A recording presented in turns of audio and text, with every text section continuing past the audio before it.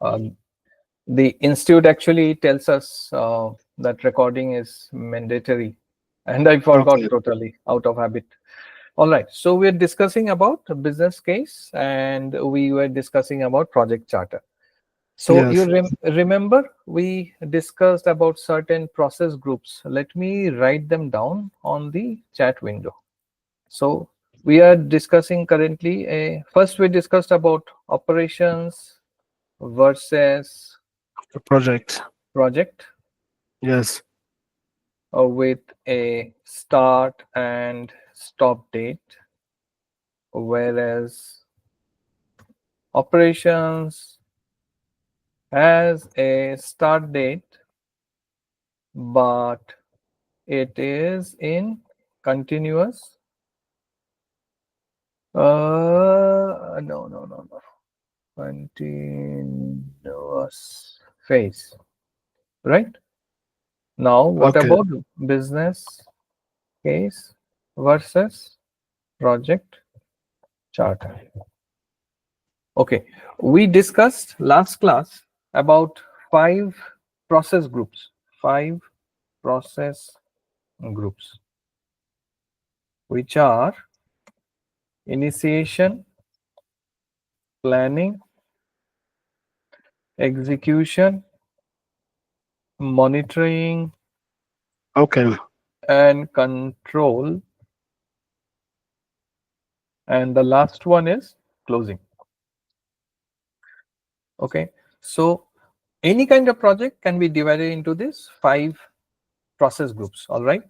Now, when Okay. we talk about this, you remember we are talking about something which is, in traditional project management methodology. When we Okay. are into agile, these process groups are going to change. So in agile, we have feasibility, initiation, release planning, iterations, and closing. Okay. So we have uh, five, but with different names. Okay, remember this. Okay. Hmm? Okay. So five process groups in traditional, five process groups in agile. All right, but here we have initiation, planning, execution, monitoring, control, and closing. But here we have feasibility, initiation, release planning, iterations, and closing. Now, business case is something which is done before we launch a project, which means it will come before the initiation stage. So, which before we launch a project. Clear? Is this clear up to this much? Yes. Yes. Yeah. So business case is something which is done before we launch a project, which means it will come before the initiation stage. Once we decide on a business case, decide on a business case, we appoint the PM and start creating the charter. Charter actually is a type of, you can say, the appointment letter for the PM. The charter will also include things like the stakeholders on a very high level. Okay. This will include the project details, but on a very high level. Let's say the total budget, it will be an estimate, of course. It will have an assumption log. Assumption log is kind of a risk log, but at a very high level. So everything is at a very high level because we are still in the initiation stage. All right. Okay. Okay. So remember, from a PM perspective, project manager perspective, the project charter is a kind of appointment letter. So tomorrow, if you are working in an organization where you need to ask for resources from the functional managers, what are functional managers? For example, you are doing a firewall project. and you have to have architects, you have to have software coders, you have to have subject matter experts, Okay. and you need to pick up these guys from different units across the organization. So you go to the functional managers, ask for two software engineers, you go to another functional manager to ask for, let's say, one SME, etc. So when you do that, they are going to ask you, hey, who are you? In But that does not happen because everyone knows everyone inside the company. Okay. But there you can, they might ask you to show them the project charter to make sure that they allocate the resources to you. So in those kind of scenarios, project charter is a kind of authorization letter that you can show people on their faces and say that, hey, I am a PM for this Wi-Fi project, or I am a PM for this networking project. And this is the project charter which proves that. Understood? Okay. Okay. Okay. So that was something that I wanted to tell you, the difference between project charter and business case. All right. So Okay. Okay. basically, we have these 5 process groups, and then we spoke something about knowledge areas. Okay. Knowledge areas. What are knowledge areas? We start with integration management and then follow up with scope, cost, schedule, risk, quality, procurement, communication, stakeholder. How many have you? 1, 2, 3, 4, 5, 6, 7, 8, 9. What can be the last one? I forget. Anyways, and let's keep it blank for the time being. So there are basically 10 knowledge areas. Now, most of the knowledge that I give you today or in the later classes will be divided between these. All these knowledge areas will have a separate chapter, which we'll try and finish one by one. Out of these knowledge areas, of course, scope, cost, schedule are the 3 most important stuff, and we might require more than one class for each of them. Especially cost and schedule will require more classes, whereas integration management, risk, quality, procurement, etc. can be, say, for each class we can finish one chapter. Okay. Okay. Now, all these knowledge areas are real stuff, which means these are all feasible, tangible stuff which you know, which you can experience. But integration management is something like abstract. You understand abstract? Abstract is like an emotion. So Okay. money is not abstract. Money you can see, money you can feel, you can touch. But let's say love for your parents, you cannot measure it. It's abstract. Similar way, integration management is not measurable. There are no metrics, nothing. The whole exercise of coordinating between various things to complete or to execute a project by the project management, all this coordination which happens, that is known as integration management. Okay. Understood? Yes, sir. Yeah. So basically, I start here.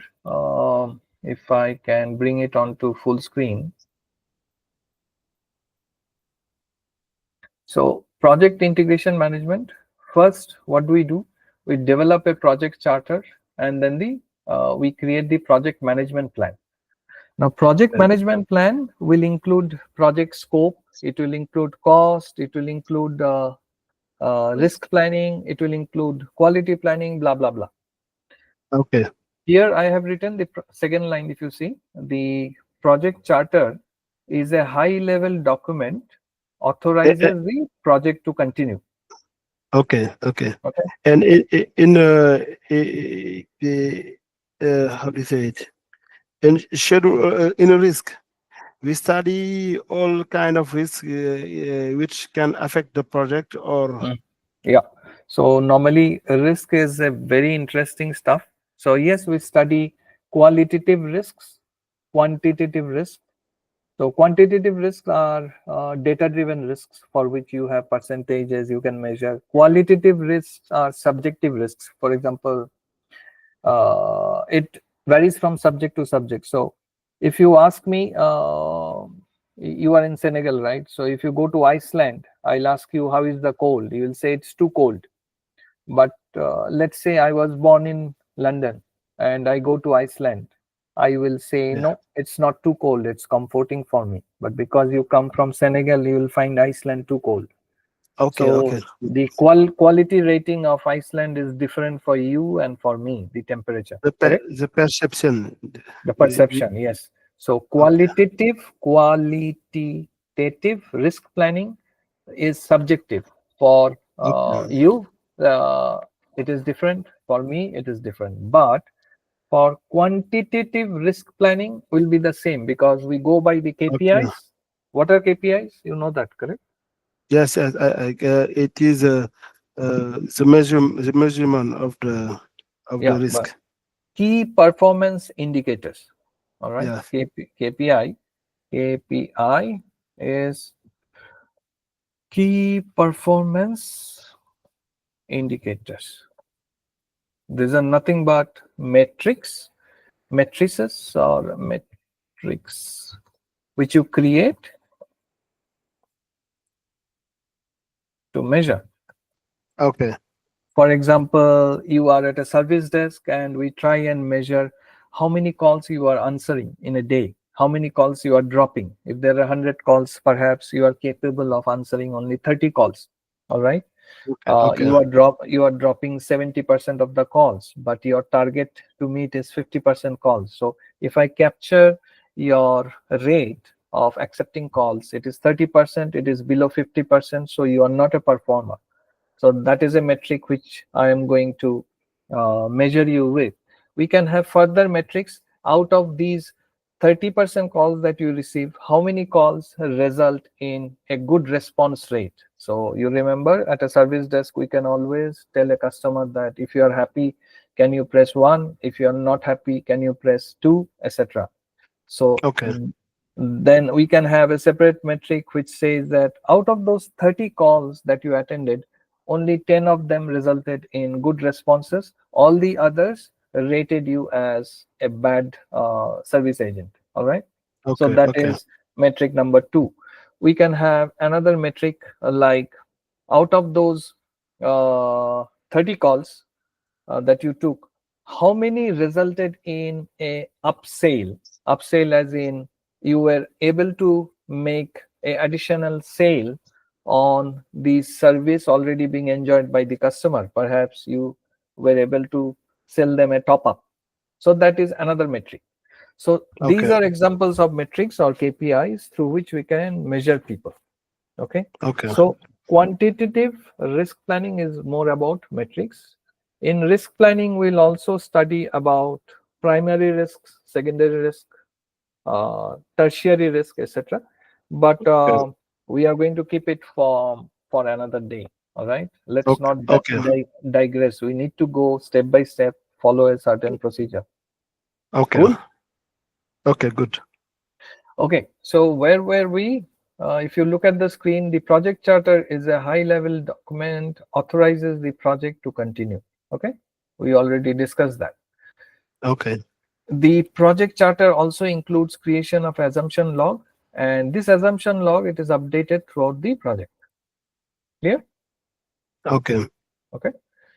What is important? The charter should be broad enough as in it should be at a very high level and there is a scope of amending it or changing it. So that is broad enough that it does not need to change as the project progresses. So Okay. which means it should be, broad enough to make sure that any kind of change inside that is acceptable. You need not go and uh, change the charter again and again. All right. Okay. Okay. Where were we? Tick, tick, tick. No, it's not. So, yep. Okay. So, what is a project life cycle? Project life cycle is nothing but the 5 process groups that we discussed already. inside Okay. traditional and inside the agile way. Traditional has, if you look at my chat box, traditional has initiation, planning, execution, monitoring, control, and closing. In agile, we have 5 process groups, but with different names: feasibility, initiation, release, planning, iterations, and closing. Okay. Yeah. So perhaps we can write here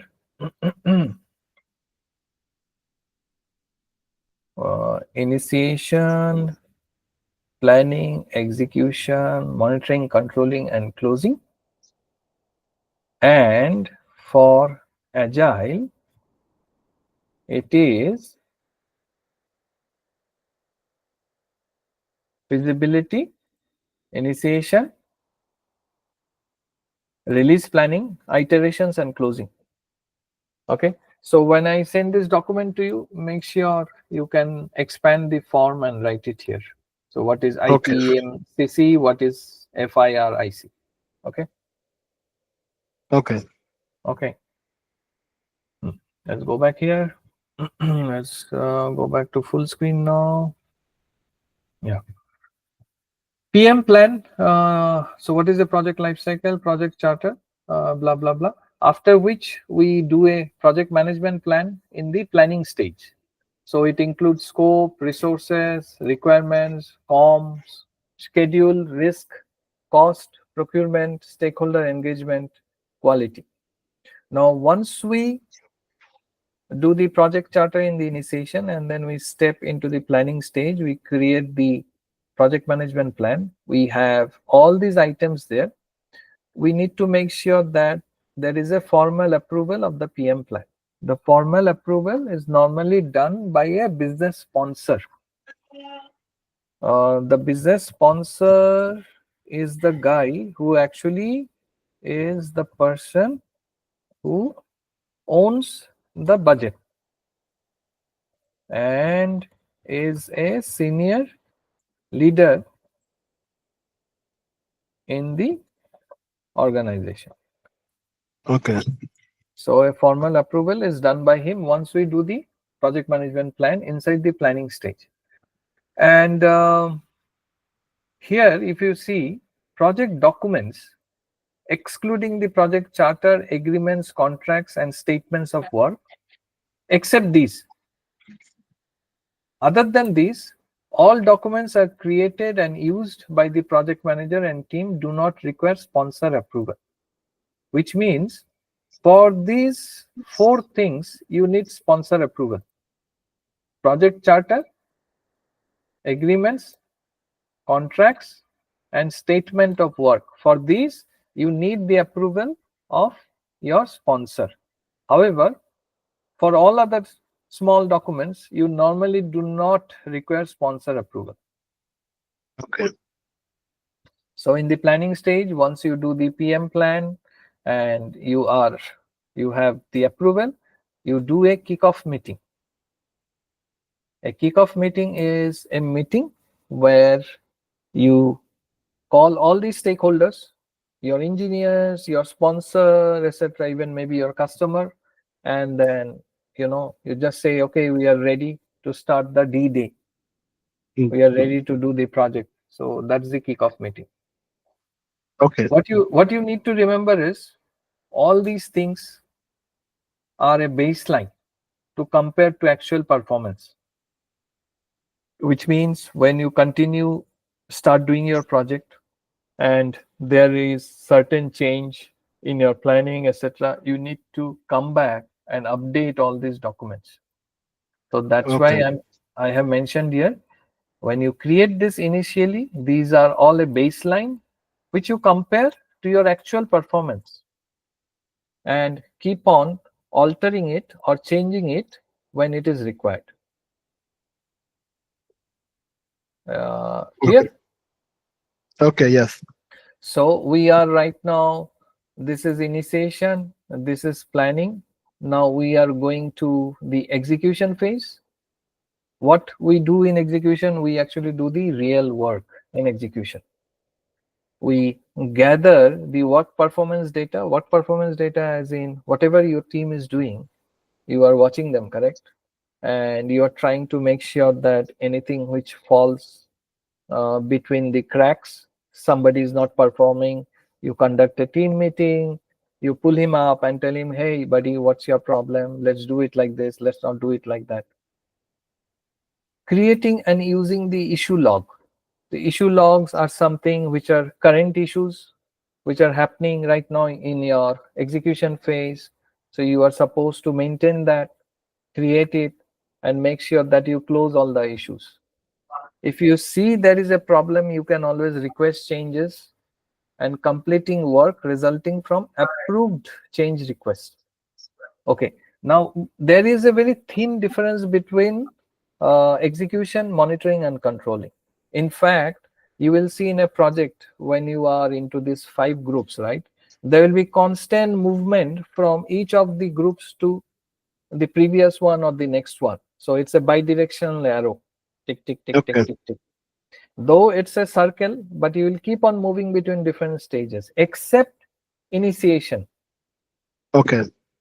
There is only a thin chance where you go back to your initiation from monitoring controlling. Let's Okay. say that for now, I'm assuming you do not go back to initiation. Once you do initiation, you step into planning. From planning to execution to monitoring, controlling, and closing, between these 4 boxes, you keep on constantly moving, tick tack, Okay. tick tack. Yes, they move like a river, but sometimes you just need to go back to the earlier box to address something. Keep that in mind. Okay. Only under the rarest circumstances, you go back to the initiation box. Otherwise, you don't. But you keep on moving between the 4 other boxes: monitoring, controlling, execution, planning, and closing. All right. Yes. Okay. Okay, cool. Now, the other thing that you remember is, suppose you are running a project, you are executing it. Now you started monitoring the stuff and you see that something is wrong and you need to change something. How do you do that? You do that through a process called integrated change control. Integrated change Change control. control. Okay, so integrated change control is normally done inside the process, starts inside monitoring and controlling. But when you raise a change request, the actual change happens in the execution phase, because you come back from monitoring controlling to execution to do the change. Because if you want to do something, remember it always happens in the executing phase. Okay. Okay. So you raised a request in the monitoring controlling, but you came back to execution to do the change. Now, normally in a organization, when you want to raise a change request needs to be approved by a board.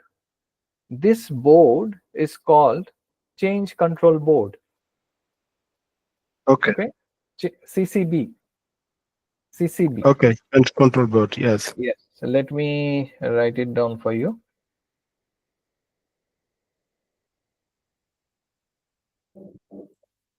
Change control Boards. board, or it is also known as CAB. What is CAB? Change Advisory Board. Okay. Okay. Okay. So I was working for Schneider Electric. It's a French company, Okay. and their CCBs were known as CABs, Change Advisory Board. Normally, I will talk briefly about how changes happen. So we had 2 types of CABs, 2 types of change boards. One was regional, the other was global. So Okay.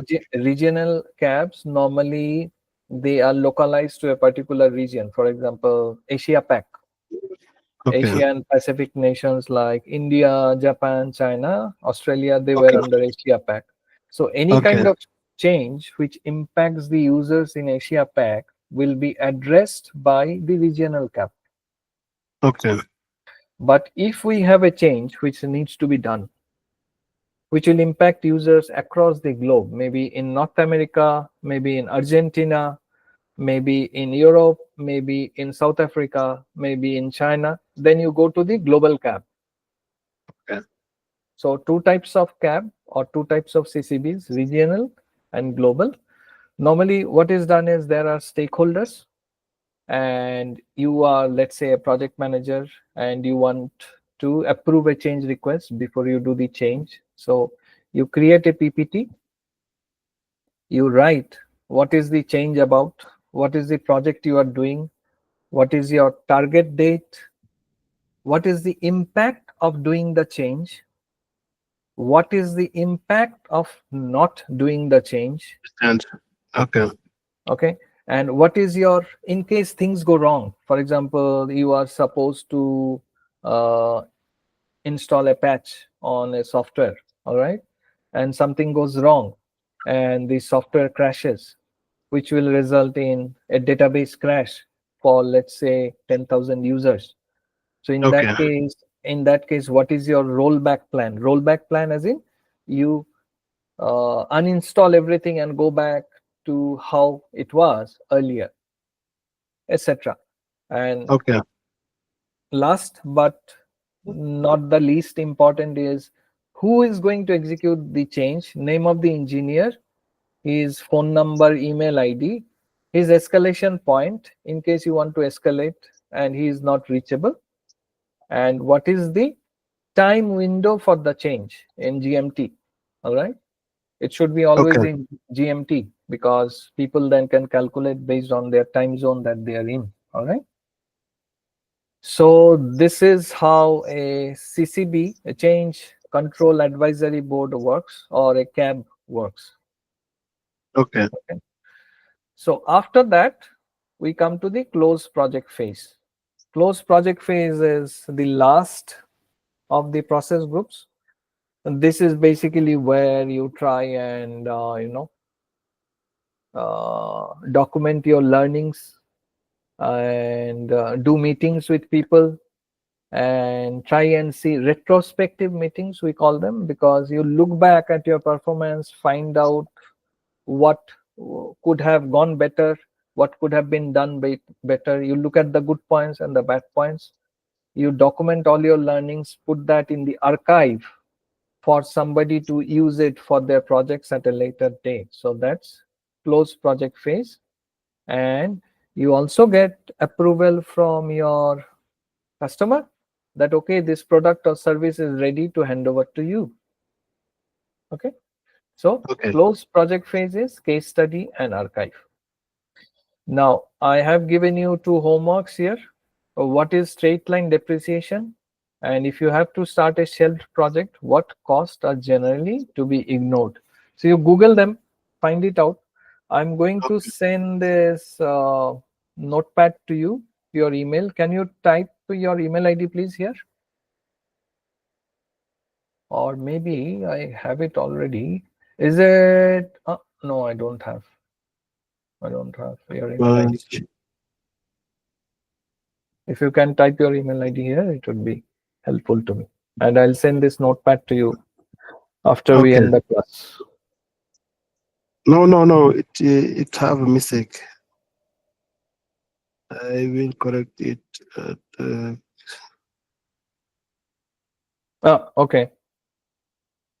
Let me dawn Eh, at your no, no, notepad. it is not good. I do mistake in this. Okay, maybe you can take down my email ID and you can send me a hi. Okay. Mm, And this is my email ID. Saha underscore saptarshi at yahoo.com. the good is here. Okay. Lami Jaun Uh-huh. Okay. arrobas yahoo.fr. Okay. FR. Okay. So I'll send you a mail right away and you can confirm if you have received it. Tick, tick, tick, tick, tick. Hold on. Let me modify this save as.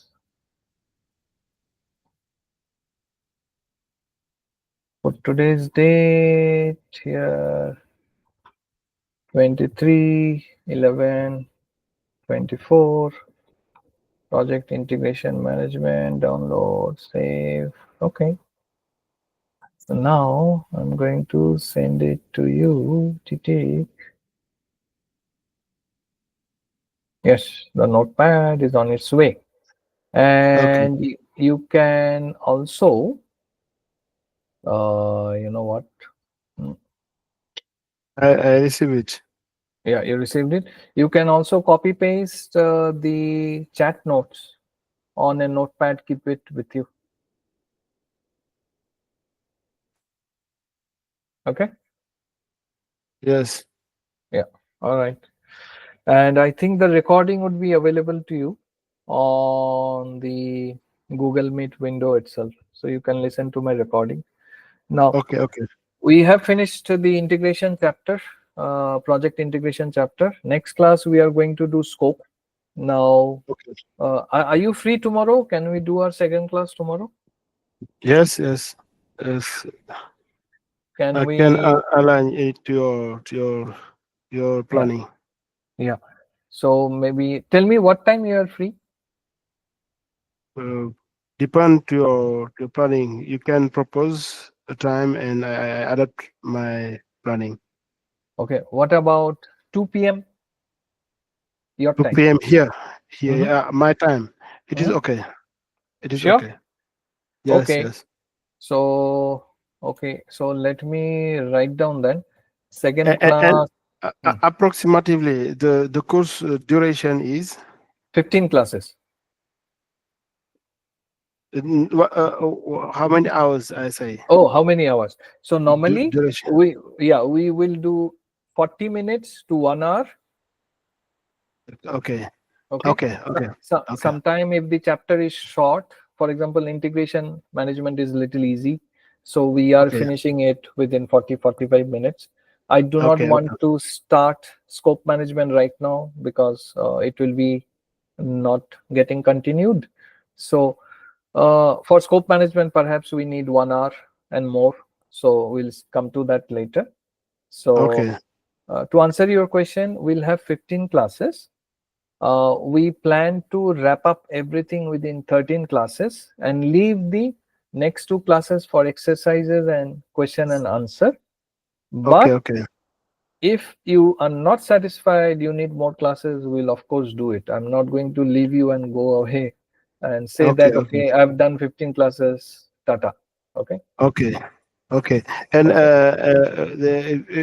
do you have supported document which you can read or grows our knowledge? Sure. So Yes. what will happen is after, let's say after I do half of the classes, I am going to send you some ebooks which you need to Okay. read. So Okay. my intention is to first go through with a few classes, and once we start knowing each other, then I will forward you the ebooks and tell you how to read them. I Okay. will Okay. also show you some uh, links where Okay. you need to simulate some Okay. games about project management so Okay. that Okay. you learn PM principles from playing the simulation game. So we can Okay. do it gradually, and you are in good hands. So I will make sure that you pass the exam. But you need to be Okay. very serious. You need to read my notes. You need to Okay. do the homework that I give to you every day. Okay. Okay. Okay. Okay. Okay. So in the our WhatsApp window, I have mentioned second class tomorrow, 2 p.m. Oh. GMT. Okay. Okay. Okay. Okay for me. Okay. All right. Okay. So we can call it a day now. If you don't have any questions on today's chapter, Okay. cool. No, for me it is okay. For tomorrow, I will prepare the homework Mm. before the classroom, and in the classroom, if you have something to comment, I will expose it. Okay. Thank you so much, Lamin. You are a Okay. Thank you. good student. All right. Mhm. I hope. Thank you, dear sir. Okay, bye bye. Okay, bye bye.